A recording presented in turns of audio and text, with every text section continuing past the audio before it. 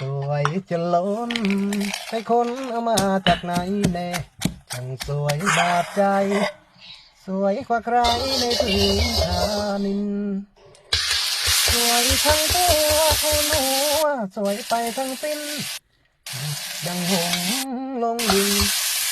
อวดชมชิ้นให้คนคลั่งไคล้อยากจะมีเวทมนต์เช่นคนสุพรรณชื่อคุณแผนคนนั้นจะหอบจอมขวัญไปทานก่อนใครเสียดายเหลือเกินบังเอิญเป็นไปไม่ได้อยากจะรู้สามวัยจะเป็นของใครชายใดโชคดีอยากเป็นใจสอนใจร่างกายก็กุมแน